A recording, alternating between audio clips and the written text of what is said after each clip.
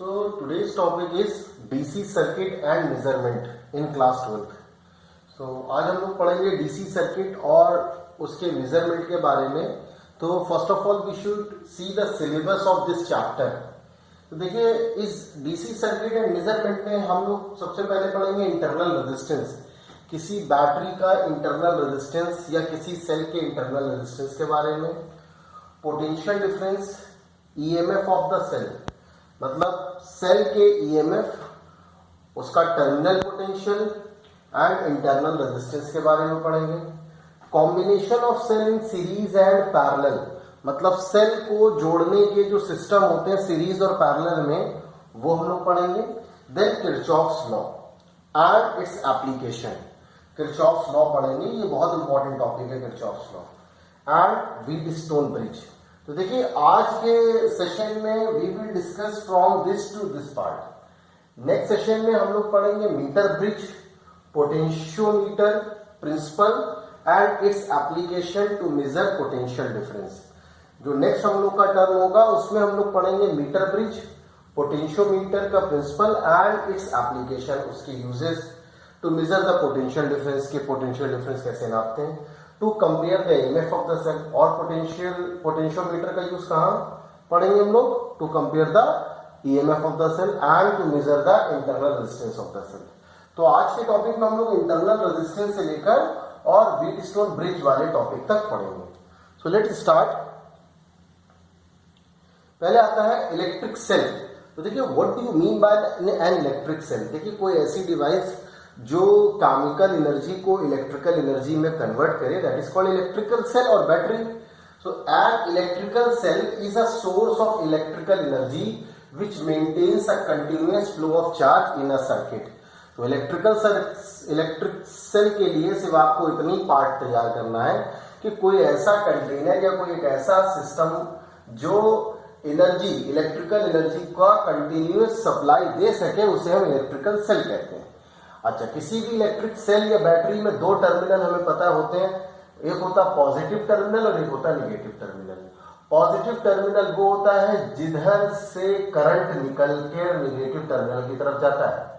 ठीक, अगर करंट का डायरेक्शन देखें तो पॉजिटिव से नेगेटिव होता है सेल या बैटरी के बाहर, और बैटरी के अंदर अगर करंट का डायरेक्शन देखें तो वो नेगेटिव से पॉजिटिव की तरफ होता है.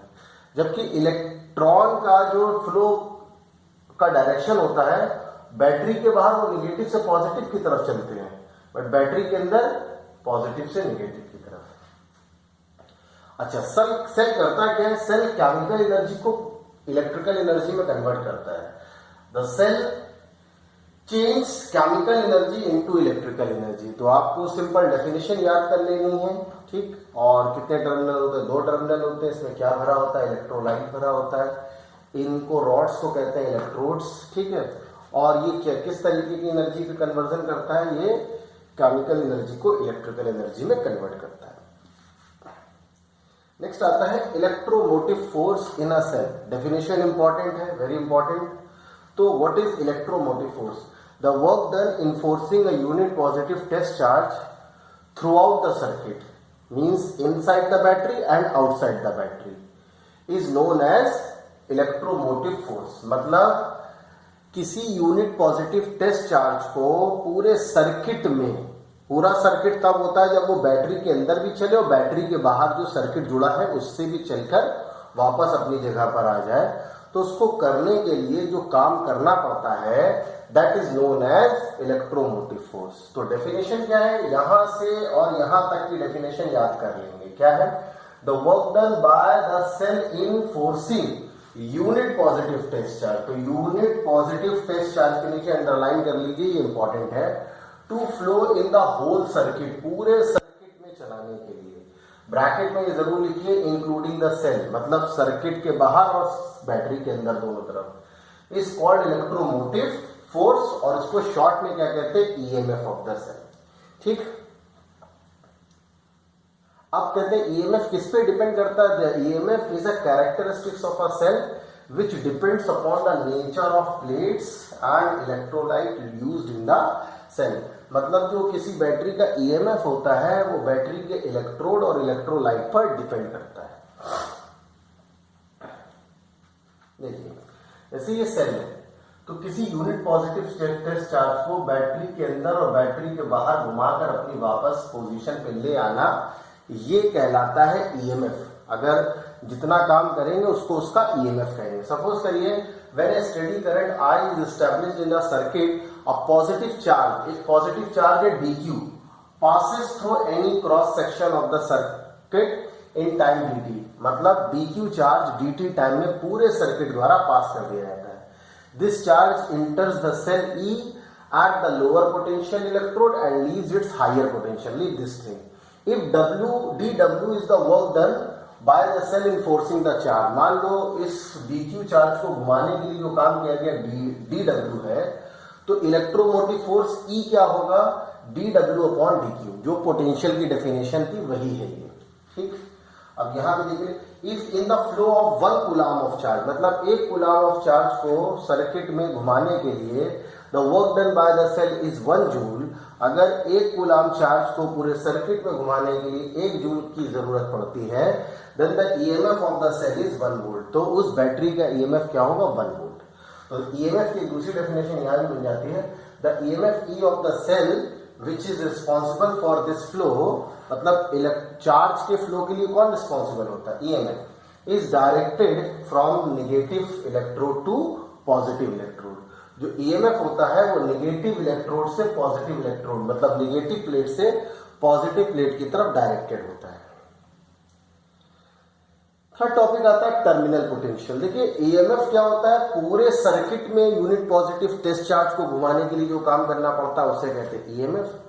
टर्मिनल पोटेंशियल क्या होता है, किसी यूनिट पॉजिटिव टेस्ट चार्ज को बैटरी के बाहर सिर्फ सर्किट के एक एंड से दूसरे एंड तक, या हम कहते हैं बैटरी के एक टर्मिनल से दूसरे टर्मिनल तक जो ले जाने में काम करना पड़ता है उसे हम कहते हैं टर्मिनल पोटेंशियल। ठीक, तो टर्मिनल पोटेंशियल सिंपल सा समझ लीजिए कि मान लीजिए हमने बैटरी के बाहर हमने 3 डिवाइसेस लगा दी, जिनका मतलब जिनका जो अक्रॉस पोटेंशियल है वो V1, V2 और V3 है, और यहां से यहां तक चार्ज को ले जाने में dw1 काम करना पड़ता है, इसके क्रॉस ले जाने में काम करना पड़ता है dw2 और इसके क्रॉस dw3। तो देखिए जो टोटल ईएमएफ होगा वो क्या होगा, V1 plus V2 plus V3। ठीक, that is called the terminal potential. तो आप सिंपल से ही समझ लीजिए टर्मिनल पोटेंशियल बैटरी के बाहर का जो पोटेंशियल होता है उसे कहते हैं टर्मिनल पोटेंशियल। फिर आता है internal resistance of a cell. देखिए रेजिस्टेंस का मतलब होता है the hindrance offered by any material in the flow of charge known as resistance. अब अगर कह रहे internal resistance of a cell, तो इसका मतलब हुआ सेल के अंदर का रेजिस्टेंस। तो सेल के अंदर क्या भरा होता है, इलेक्ट्रोलाइट और या फिर इलेक्ट्रोड होते हैं, दो ही चीज होती है। तो इलेक्ट्रोलाइट किसी सेल या बैटरी का इलेक्ट्रोलाइट और इलेक्ट्रोड, या हम कहते हैं सिर्फ इलेक्ट्रोलाइट जो बैटरी के अंदर भरा होता है, वो जो हिंड्रेंस पैदा करता है in the flow of the charge known as internal resistance. The resistance offered by the electrolyte of the cell to the flow of current, current का मतलब ions, through it is called the internal resistance of the cell. तो internal resistance की definition पढ़ लीजिए, और most important चीज क्या है, इसकी डिपेंडेंस, कि इंटरनल रेजिस्टेंस किन बातों पर डिपेंड करता है। यहां पे देखिए the internal resistance of a cell depends upon the following factor. ये इंपॉर्टेंट है, पूछा जा चुका है बोर्ड में, तो ये इंपॉर्टेंट पढ़ लीजिए।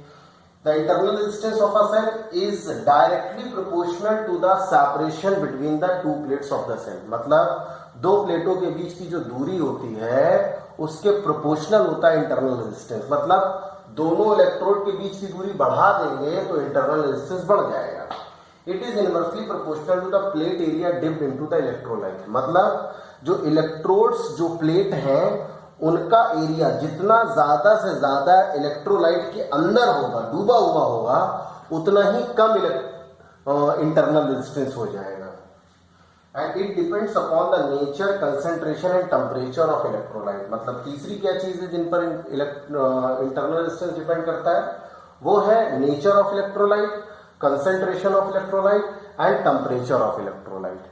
अगर ये बढ़ेगा, मतलब कंसेंट्रेशन या टेम्परेचर बढ़ेगा, तो इंटरनल रेजिस्टेंस भी बढ़ेगा। अब देखिए लिखा है the internal resistance of a cell is not constant, it increases slowly as the cell is used.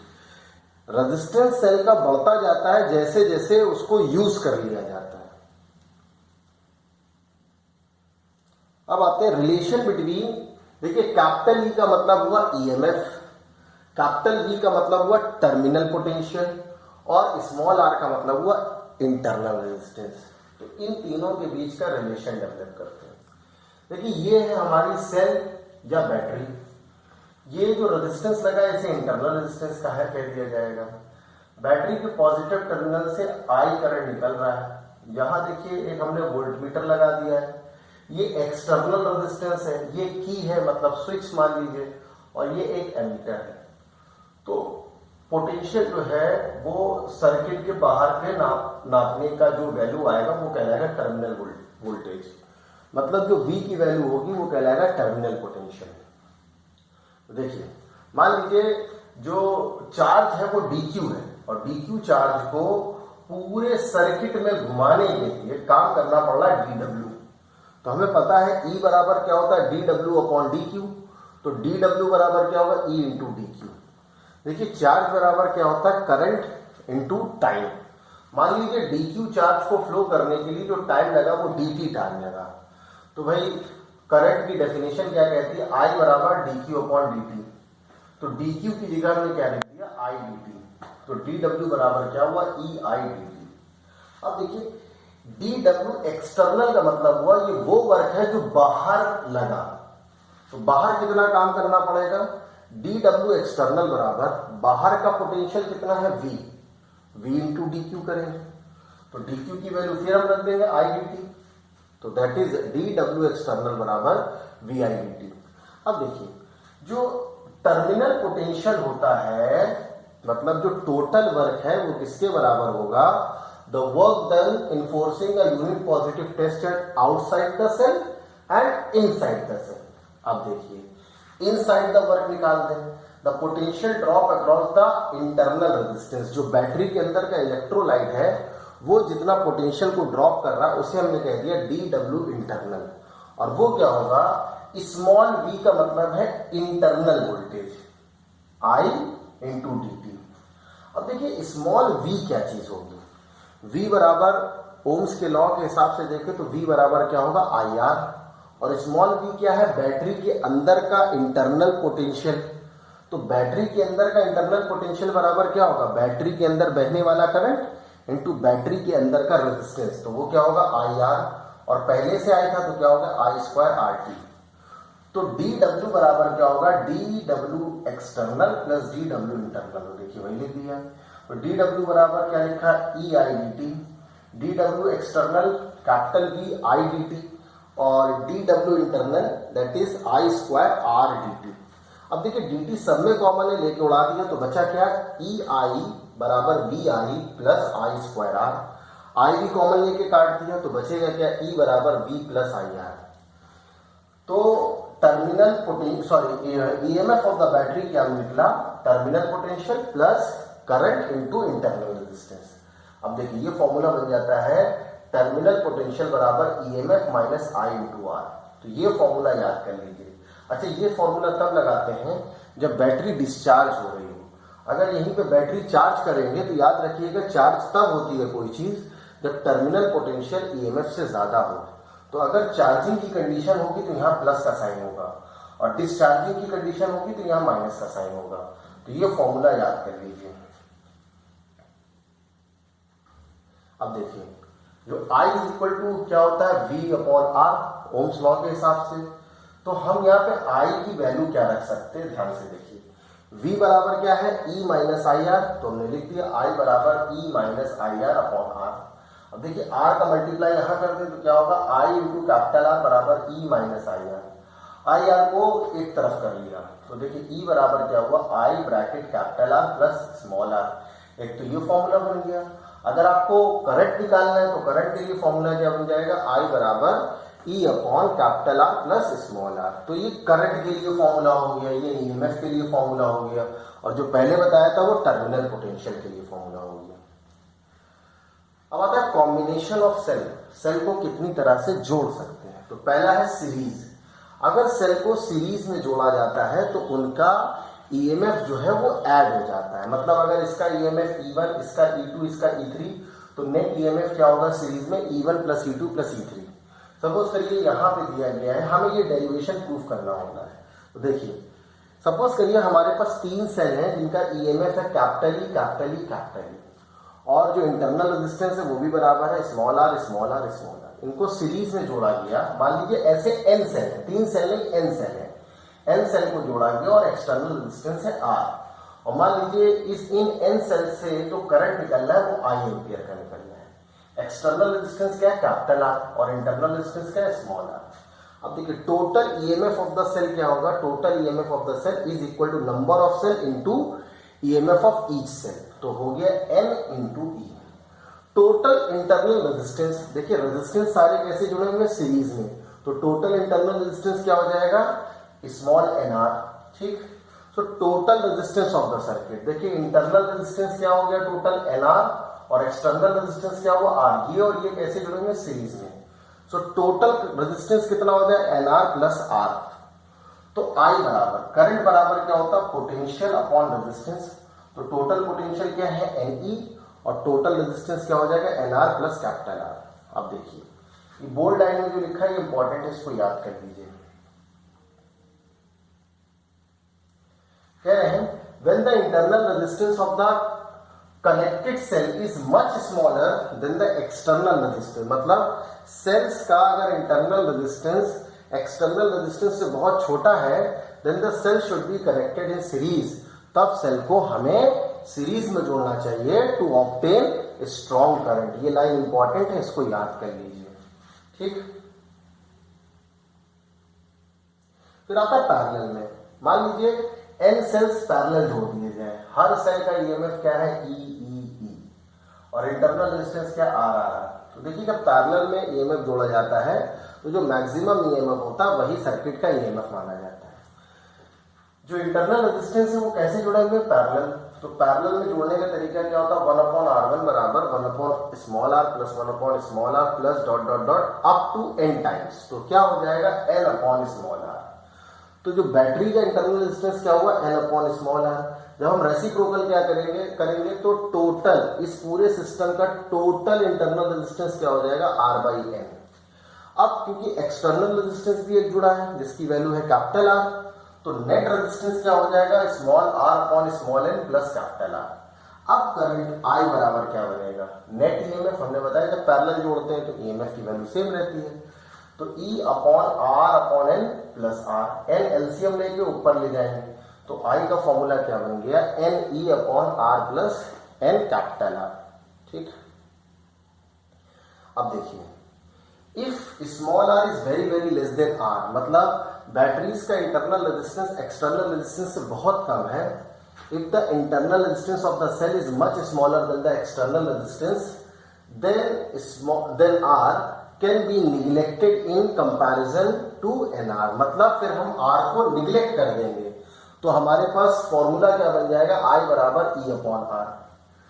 दूसरा कंडीशन कह रहे हैं if internal resistance is much greater than external resistance, that is if the internal resistance of the cell is larger than the external resistance, then the current will be I is equal to, फिर हम capital R को neglect कर देंगे तो क्या हो जाएगा I बराबर NE/R। ये याद रखिए, when the internal resistance of cell is much larger than the external resistance, then the cell should be connected in parallel। ये दो लाइनें याद रखिए, अगर इंटरनल रेजिस्टेंस एक्सटर्नल रेजिस्टेंस से बड़ा है तो सेल को हमें पैरेलल जोड़ना चाहिए, और अगर इंटरनल रेजिस्टेंस एक्सटर्नल रेजिस्टेंस से छोटा है तो सेल्स को हमें सीरीज में जोड़ना चाहिए, ये याद रखिएगा। फिर आता है मिक्स्ड सीरीज, तो देखिए प्रूविंग भी आ चुकी है। मान लीजिए एक आर्म में n सेल जुड़े हुए हैं और ऐसी m आर्म जो है वो पैरेलल जोड़ी गई है, और इसकी प्रूविंग आपसे पूछी जाती है कि नेट रेजिस्टेंस बताओ कैसे निकालेंगे। तो देखिए एक आर्म में n सेल जुड़े हुए हैं तो एक आर्म का इंटरनल रेजिस्टेंस क्या हो जाएगा NR और ईएमएफ क्या हो जाएगा N इंटू कैपिटल E। ऐसी कितनी मतलब रोज जुड़ी हुई है m रोज जुड़ी हुई है। एक रो का इंटरनल रेजिस्टेंस क्या है, NR, और कितनी रोज हैं, M रोज हैं, तो टोटल इंटरनल रेजिस्टेंस क्या बन जाएगा, that is NR upon M। तो देखिए टोटल इंटरनल रेजिस्टेंस क्या हुआ, NR अपॉन M। अब इस इनके रेजिस्टेंस के साथ ये एक एक्सटर्नल रेजिस्टेंस जुड़ा हुआ है, कैपिटल R, तो total resistance of the circuit क्या हुआ, N small r upon M plus R। अब आता है EMF, एक रो का EMF कितना है, N इंटू कैपिटल E, और ऐसी M रोज है, हमने बताया पैरेलल में EMF पे कोई असर नहीं पड़ता, तो नेट EMF क्या रहेगा इस पूरे सर्किट का, दैट इज NE। तो करंट I बराबर क्या हुआ, NE upon NR upon M plus R। अब M को एलसीएम लेके ऊपर भेज देंगे तो क्या हो जाएगा, MNE upon NR plus MR। अब देखिए, it is clear from the question 3 that for the value I to be maximum, the value of NR plus MR should be minimum। I कब मैक्सिमम होगा, जब ये मिनिमम होगा। आपको सिर्फ यहीं तक याद करना है, ये बाकी चीज छोड़ दीजिए। लास्ट में ये है, in mixed grouping the circuit in the external circuit, the current in the external circuit will be maximum when the internal resistance of the battery is equal to the external resistance। Mixed grouping में current maximum कब होता है, जब internal resistance, battery का total internal resistance battery के external resistance के बराबर होता है, तब करंट मैक्सिमम बनता है। आज के लिए सिर्फ इतना ही बताते हैं, ये तो टॉपिक ज्यादा हो जाएगा। Okay bye.